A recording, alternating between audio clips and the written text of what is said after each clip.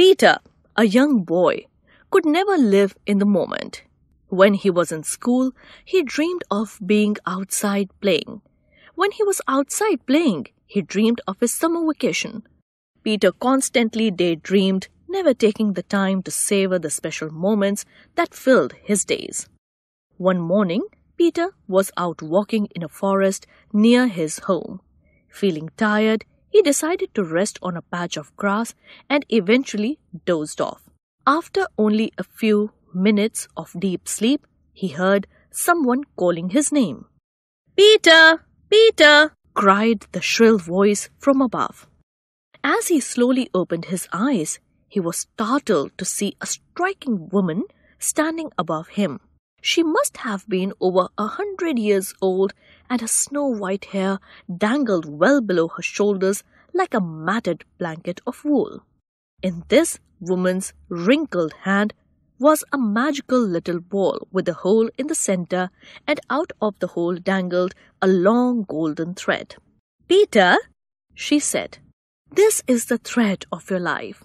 If you pull the thread just a bit, an hour will pass in seconds. If you pull harder, whole days will pass in minutes. And if you pull with all your might, months, even years, will pass by in days." Peter was very excited by this new discovery. "May I have it, please?" he asked. The elderly woman quickly reached down and gave the ball with the magic thread to the young boy. The next day, Peter was sitting in the classroom feeling restless and bored. Suddenly, he remembered his new toy. As he pulled a little bit of the golden thread, he quickly found himself playing in his garden.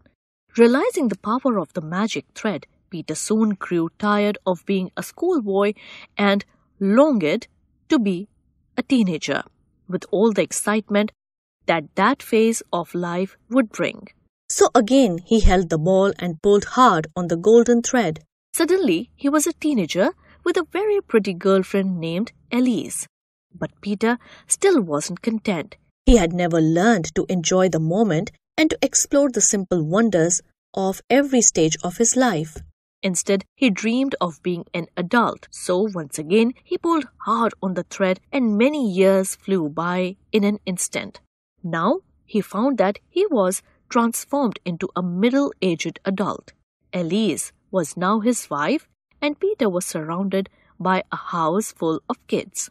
But Peter noticed something else. His once jet black hair had started to turn grey, and his once youthful mother, whom he loved so dearly, had grown old and frail. Yet, Peter still could not live in the moment. He had never learned to live in the now. So once again, he pulled on the magic thread and waited for the changes to appear. Peter now found that he was a 90-year-old man.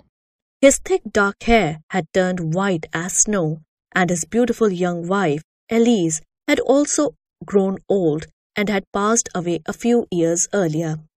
His wonderful children had grown up and left home to lead lives of their own.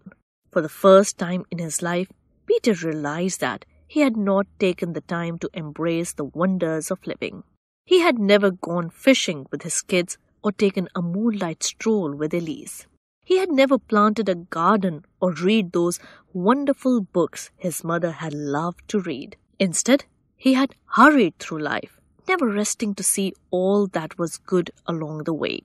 Peter became very sad at this discovery. He decided to go out to the forest where he used to walk as a boy to clear his head and warm his spirit. As he entered the forest, he noticed that the little saplings of his childhood had grown into mighty oaks. The forest itself had matured into a paradise of nature. He laid down on a small patch of grass and fell into a deep slumber. After only a minute, he heard someone calling out to him. "Peter! Peter!" cried the voice. He looked up in astonishment to see that it was none other than the old woman who had given him the ball with the magic golden thread many years earlier. "Have you enjoyed my special gift?" she asked. "At first, it was fun, but now I hate it," he responded bluntly. My whole life has passed before my eyes without giving me the chance to enjoy it. Sure, there would have been sad times as well as great times, but I haven't had the chance to experience either. I feel empty inside. I have missed the gift of living. You are very ungrateful, said the old woman. Still, I will give you one last wish.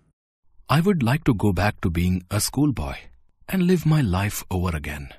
Peter quickly responded. He then returned to his deep sleep. Again, he heard someone calling his name and opened his eyes. Who could it be this time?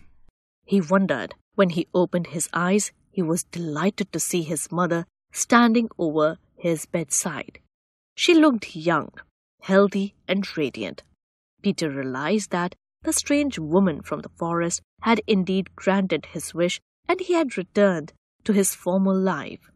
Hurry up, Peter. You sleep too much. Your dreams will make you late for school if you don't get up right this minute, his mother admonished. Needless to say, Peter dashed out of bed and began to live the way he had hoped. He went on to live a full life, one rich with many delights, joys, and triumphs. But it all started when he stopped sacrificing the present for the future and began to live in the moment.